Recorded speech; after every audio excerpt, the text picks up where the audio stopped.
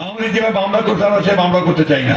যদি মামলা হয়ে থাকে আমি আপনাদেরকে কথা দিচ্ছি সমস্ত মামলা তুলে নেওয়া হবে। 2024 সালের 5 আগস্ট শেখ হাসিনা পালিয়ে যাওয়ার পর 1-1.5 মাসের ভেতরে আমি একটা কথা বলেছিলাম যে শেখ হাসিনা বাংলাদেশের পরবর্তী প্রধানমন্ত্রী হবেন। যদি নাও হয় তাহলে তারপরের 1 বছর পরের মেয়াদের প্রধানমন্ত্রী হবে আওয়ামী লীগের কেউ। প্রথম আলো যে কিনা সরাসরি আমি নিজে আমি 21শে আগস্ট বিডিআর হত্যাকাণ্ড থেকে শুরু করে বিভিন্ন জায়গায় দেখাইলাম যে প্রথম আলো কিভাবে এই কাজগুলো করেছে, অথচ মির্জা ফখরুল ইসলাম আলমগীর সোজা যায় সেখানে করলো কি, প্রথম আলোর উপরে আঘাত মানে হলো গণমাধ্যমের উপর আঘাত। এই আঘাত সে কোনোভাবেই শেখ মুজিবের ব্যাপারে কি বলল, শেখ মুজিবের ছবি করলে তারপরে এটা তার বুকে চিনচিন করে, হ্যাঁ, এসব কথাবার্তা। তো প্রথম আলো আর ইন্ডিয়া আপনার সমস্যা না, তা আপনার সমস্যাটা ছিল কারাই 15 বছর। মির্জা ফখরুলের তো সমস্যা না, এই বক্তব্য যেদিন শুনেছিলাম সেদিনই মনে করেছিলাম আর বাংলাদেশের পলিটিক্স নিয়ে কথাবার্তা বলে লাভ নেই, নিজের মতো করে কিছু টাকা পয়সা কামায় তারপরে চুপচাপ থাকে। কিন্তু মির্জা ফখরুলই তো বিএনপি না, মির্জা ফখরুল মানেই বাংলাদেশ না। এই বাংলাদেশের লাখো লাখো কোটি কোটি বিএনপি জামায়াতের কর্মীরা নেতারা অনেকে আছে যারা আসলেই ভারতকে অপছন্দ করে, প্রথম আলোকে বাংলাদেশ থেকে উৎখাত করতে চায়। তাদের জন্য তো আমাদের পাশে থাকা উচিত। মির্জা ফখরুলের একটা ঘর জামাই আছে, ওই যে ফাহাম আব্দুল সামাদ ফাহাম নাকি জান, এই ঘর জামাইটা এতদিন মির্জা ফখরুল অস্ট্রেলিয়াতে যে আওয়ামী লীগের কাছ থেকে যা ভাগটাক পাইতো এগুলো নিয়ে ওইখানে দিত, বউরে নিয়ে থাকতো। এখন সে বউ নিয়ে বাড়িতে এসেছে, গ্রামে মানে দেশে এসেছে। প্রতিদিন বিভিন্ন গণমাধ্যমে দেখি সে বক্তব্য দেয়। এতদিন কই ছিলেন? ওনার মেয়ের তো উচিত ছিল এখানে এসে তারপরে এগুলো নিয়ে নেতৃত্ব দেওয়া, কথাবার্তা বলে নাই তো, কোনো কিছুই করে নাই। এখন এসছে, কারণ এখন এই আবার লুটপাট শুরু হয়েছে। খবর নেন যান, মির্জা ফখরুলের ভাইয়ের অত্যাচারে তার এলাকার লোকজন ঘরে থাকতে পারে না। বাংলাদেশের সবচাইতে বেশি আওয়ামী লীগের লোকজনকে পুনর্বাসিত করা হয়েছে মির্জা ফখরুলের এলাকায়।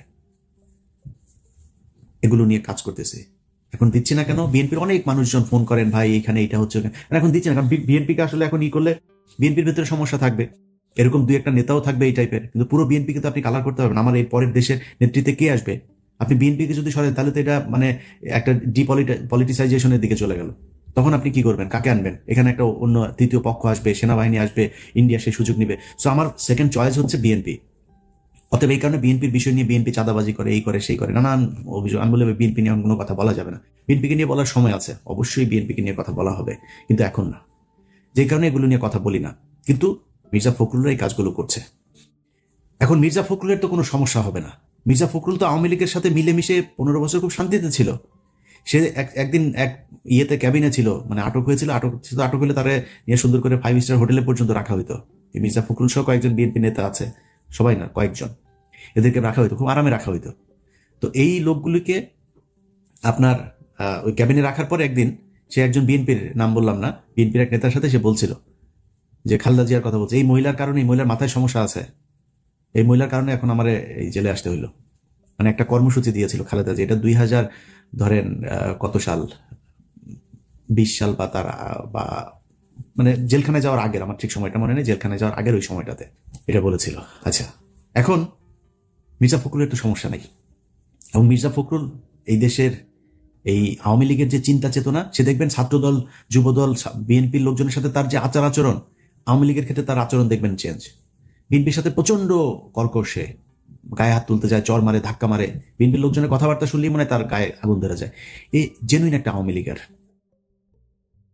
তো এদের কথা শুনে যদি আমরা কথা বলা বন্ধ করে দিই তাহলে তো সমস্যা। আপনি আওয়ামী লীগের এই যে সজীব ওয়াজেদ জয় সহ আওয়ামী লীগের যেসব ফেসবুক পেজ, টুইটার এগুলো আছে, এগুলোতে আপনি যান, গেলে দেখবেন তাদের মূল কাজ হচ্ছে বাংলাদেশকে জঙ্গি রাষ্ট্র হিসেবে প্রতিষ্ঠা করা। ইংলিশে আপনার ট্রান্সলেট করে তারপরে বাংলাদেশের বিভিন্ন ঘটনাকে তারা পৃথিবীর কাছে মিথ্যা সত্য মিলায়া তারপরে এগুলো ছড়াচ্ছে। তো এই যে কাজগুলো আওয়ামী লীগ করছে, তাদের মূল টার্গেট বাংলাদেশকে এই জঙ্গিবাদ এটার ইয়ে করা। আচ্ছা, এখন আমাদের উচিত ছিল কি? প্রথম উচিত ছিল যে যারা এগুলো করেছে তাদের বিচার করা। এই যে এই ভারত এবং আওয়ামী লীগ এগুলো করেছে, এটার ব্যাপারে শক্ত অবস্থান নেওয়া। আমরা সেই ভারতকে বসায় রাখলাম। আমরা যেই প্রথম আলো কিনা সারা দুনিয়া, প্রথম আলো, ডেইলি স্টার সারা দুনিয়াতে এটারে আপনার ছড়াই দিল। প্রথম আলো করে বাংলায়, ডেইলি স্টার করে ইংলিশে, সারা দুনিয়া এটা চললো। তাদের পাশে গিয়ে আপনি বসলেন, তাদেরকে বাঁচাইতে চাইলেন। তো আপনি একবারও চিন্তা করলেন না যে এদেরকে রেখে এরা যদি নাকি এই প্রথম আলোই তারেক রহমানকে খাম্বা তারেক বানিয়েছে, এই প্রথম আলোই তারেক রহমান খালেদা জিয়াকে জঙ্গিদের প্রশ্রয়দাতা আশ্রয়দাতা বানিয়েছে, মনে নেই আপনার? এই বিচারটা তো করা দরকার ছিল। আমি বাংলাদেশে যদি নাই কোনো জঙ্গি থাকে অবশ্যই তার বিচার চাই। বাংলাদেশ ইসলামী শরিয়া ভিত্তিক চলুক, আমি এটা চাই না। মানে আপনি আমরা যাই মনে করেন তাই মনে করেন, আমি এটা চাই না। বাংলাদেশ ইসলামী শরিয়া ভিত্তিক চলার মতো ওই অবস্থা আমাদের নাই, আমরা সেই জায়গায় যাইতে পারিনি। যদি কেউ পারেন ওই মাইক নিয়ে ওয়াজের মাহফিলে গলা না ফাটায়া একটা গাড়ি বানায় দেখান। আমি ওই জায়গায় এখন যাইতে চাই না। যে কারণে কেউ যদি এখন আবার বিশৃঙ্খলা তৈরি করার চেষ্টা করে, আমি মনে করি বিএনপি আগে যেভাবে সেই শায়েখ আব্দুর রহমান থেকে শুরু করে বাংলা ভাইদেরকে যেভাবে শায়েস্তা করেছে, এবারও সেটাই করুক। জঙ্গিবাদকে মাথাচাড়া দিতে দেওয়া যাবে না। কিন্তু জঙ্গিবাদ বলে কি বাংলাদেশে আসলেই কিছু আছে? যেটা প্রমাণ করা দরকার ছিল এই সরকারে আসার পরপরই। বিচারগুলো তাড়াতাড়ি শেষ করে যে এই ঘটনাটা আসলে যেভাবে নাটক সাজানো হয়েছিল, এইভাবে নাটক সাজানো হয়েছিল, এই নাটক সাজিয়ে এইভাবে ভারত এবং আওয়ামী লীগ মিলে তোমাদেরকে ভুল বুঝিয়েছে, আসলে বাস্তব চিত্রটা এটাই। এর মাঝখানেও যদি আলেমদের ভেতরে কেউ জঙ্গি কর্মকাণ্ডে যদি থেকে থাকে, আমি তাদের বিচার চাই। বাট বাদ বাকি যারা, তাদেরকে তো ছাড়া দরকার। সেইটা না করে আপনি তাদেরকে জেলখানায় রাখলেন, আর যারা এটা করলো তাদেরকে আপনি প্রশ্রয় দিলেন। 2 দিন আগে এক ভিডিও দেখলাম, ওই যে এই ফারজানা ব্রাউনিয়ার এক্স বয়ফ্রেন্ড আপনার জিল্লুর রহমান, তৃতীয় মাত্রা করে। এই জিল্লুর রহমান ফারজানা ব্রাউনিয়ার এক্স মানে কত নাম্বার সেটা তো বলা যাবে না, এটা সম্ভবত ওই পার্ট টাইম বয়ফ্রেন্ড ছিল। তো এই পার্ট টাইম বয়ফ্রেন্ড বলছেন যে ঈদের পরে এই দেশে আবার জঙ্গি হামলা হবে। আমার হাতে একটা সিক্রেট রিপোর্ট, যেখানে দেখা যাচ্ছে যে ঈদের পরে বাংলাদেশের রাজনৈতিক পরিস্থিতি অত্যন্ত অস্থির হয়েছে। এক ধরনের জঙ্গি তৎপরতা গত কিছুদিন ধরে আমরা এই আলোচনা শুনছি এবং লক্ষণও দেখা যাচ্ছে, এটা বাড়বার একটা আশঙ্কা আছে। তিনি বলছেন দেশে নাকি কোন এক সাংবাদিক এটার সাথে জড়িত, কোন আলেম নাকি দেশের কে কারা কারা জড়িত, আর প্রবাসে একজন আছে কোথায় নাকি থাকে, সেও নাকি জড়িত। যে নিষিদ্ধ ঘোষিত কিছু সংগঠন, তাদের অন্তত 3 জনকে ক্লিয়ারলি আইডেন্টিফাই করেছে রিপোর্ট।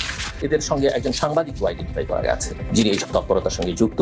তার কাছে একদম পুরো তথ্যসহ খাতা 3-4টা পৃষ্ঠা নিয়ে তারপরে তিনি বসেছেন। ওরে বাবারে, তার কাছে সব তথ্য। হ্যাঁ, কিভাবে হামলা হবে, কোথায় কোথায় হবে, সে আগের মতোই নাকি গুরুত্বপূর্ণ জায়গায় কোর্ট টোট এইসব সেইভাবে নাম ধরে ধরে বলছেন। পসিবল থ্রেট লক্ষ্য করা যাচ্ছে, তারা গভর্নমেন্টের বিভিন্ন ইনস্টলেশনে হামলা চালাতে পারে, লোকাল কোর্টসগুলোতে হামলা চালাতে পারে। পরে ধরে নিয়ে ওর পিছন দিয়া ডিম ঢুকে ওরা জিজ্ঞেস করেন যে তুই এই তথ্য কই পালি, কই হবে, কারা কারা করবে, তাড়াতাড়ি নামের লিস্ট দেয়। আমরাও সেটা জানতে চাই, কারা কারা এই দেশে জঙ্গিবাদ এই করতে চায়, তাদের আমরা খুঁজে বার করতে চাই। ওর কাছ থেকে তালিকা নেন, ও কোথায় পেয়েছে এটা। এরা হচ্ছে খুব চিপ রেটের দালাল। এরা বিভিন্ন দেশের গোয়েন্দা সংস্থার কাছ থেকে টাকা পয়সা খায়া তারপরে বাংলাদেশে অস্থিতিশীল পরিস্থিতি তৈরি করতে চায়।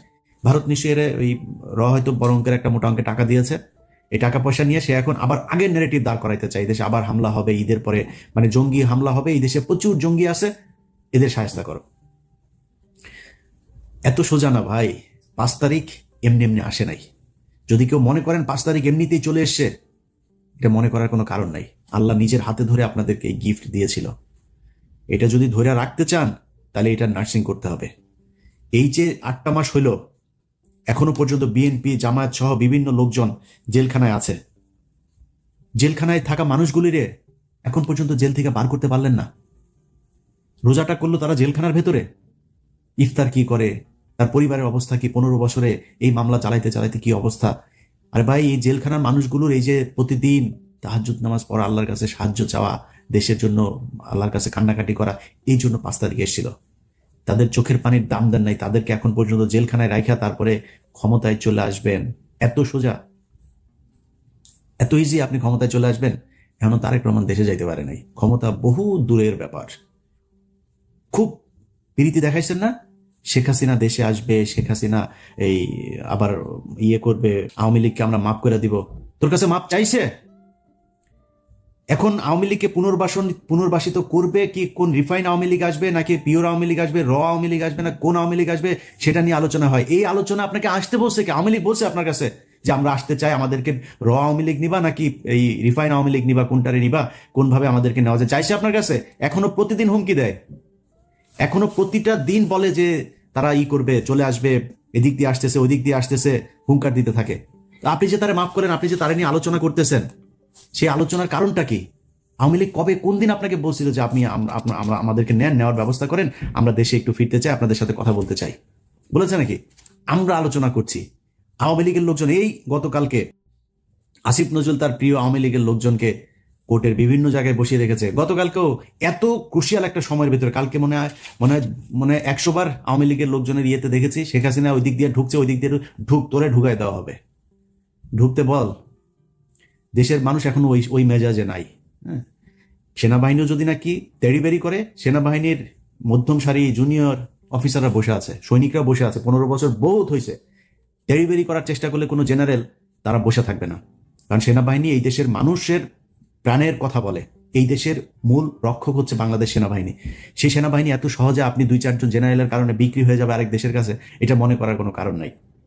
ঢুকতে বল, অমুক জেনারেল অমুক কর্নেলের কথা শুনে তারপরে ঢুকতে বল, তারপরে বুঝবি মজাটা। আয়, এগুলি করা হচ্ছে। এর মাঝখানে আপনি গতকালকে 2 জনের জামিন দিয়ে দিলেন। আওয়ামী লীগ কি করতো? আওয়ামী লীগ যখন দেশে পরিস্থিতি হইতো তখন সবগুলি নিয়ে ঢুকাইতো, জামিন টামিন সব বন্ধ। আপনি এই পরিস্থিতির মাঝখানে 2 জনের জামিন দিয়ে দেন, কিভাবে সম্ভব? এক এমপির বোর্ডে জামিন দিয়ে দিয়েছে, কিভাবে সম্ভব? আপনার এখানে আমরা আলোচনা করছি আওয়ামী লীগের পুনর্বাসন, এই নিয়ে আলাপই চলবে না। কিসের আওয়ামী লীগ? ওদের বিচার হবে, ওরা রাজনীতি করতে চায়, করুক, সমস্যা নাই। আওয়ামী লীগের দেশে রাজনীতি করবে, আওয়ামী লীগের নাম দিয়ে করুক। কে করবে? কোন ইয়ে আসবে? আমরা চুজ করবো নাকি? আওয়ামী লীগের একদম সর্বোচ্চ নেতা থেকে যত সারা বাংলাদেশের পদস্থ যত আওয়ামী লীগের ছিল সবার খুনের দায় এদের বিচার হবে। বিচারের মুখোমুখি হোক আগে, আমাদের আলোচনা হবে বিচার নিয়ে। আপনি তার পুনর্বাসনের জন্য কথা বলছেন, পুনর্বাসন নিয়ে আপনারা আলোচনা করতে হচ্ছে। এত প্রীতি, এটা তো এই 15 বছরের বাম্বুতে ঠিক হয় না এখনো পর্যন্ত। লজ্জা লাগে আওয়ামী লীগের চাই না এটা বলতে। কারণ কি? কারণ হচ্ছে এই যে আওয়ামী লীগের টাকা পয়সা খেয়েছে না, আওয়ামী লীগের সময় বিএনপি নেতার ব্যাংক চলে নাই, গার্মেন্টস চলে নাই, ব্যবসা প্রতিষ্ঠান চলে নাই, চালাইছে যে কারণে এগুলি কি কি লেনদেন হয়েছে এগুলি রেকর্ড তো তাদের কাছে আছে। সেগুলি থাকার কারণে তারা এখন কথা বলতে পারে না। যেগুলি থাকার কারণে আওয়ামী লীগ যেটা শিখাই দেয় ওইটা বলতে হয়। তারেক রহমানকে তারা দেশে নিতে চায় না। তো আমরা অনেক কথাবার্তা বলেছি তো গেল বিশেষ করে 5 বছরে।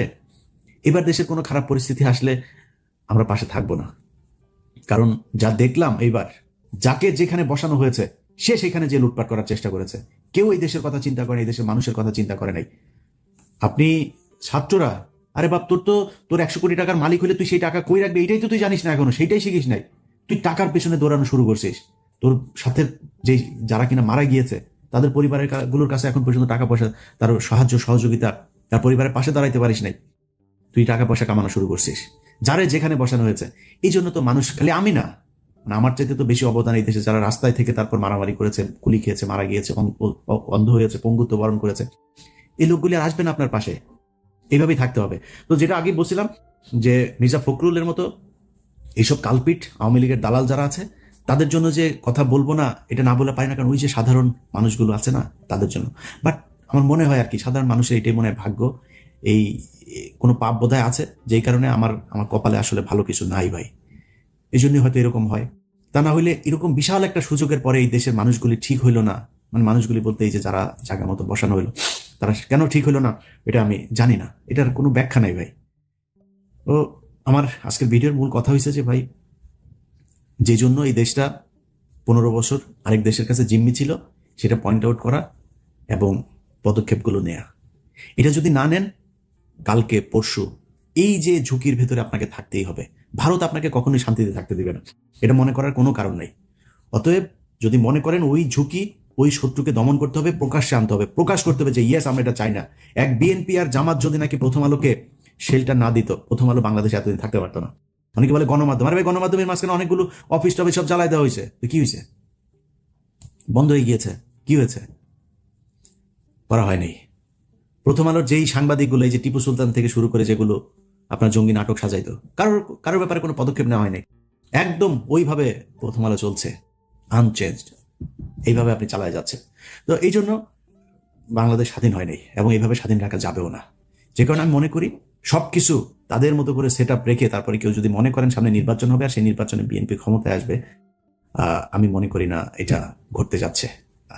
কিছু একটা ডিফারেন্ট কোনো কিছু একটা যে কোনো সময় ঘটে যাইতে পারে যদি আসল জায়গায় হাত না দেন। আশা করি আমার ভিডিওর উদ্দেশ্য আপনাদেরকে বোঝাতে পেরেছি। সবাই ভালো থাকবেন।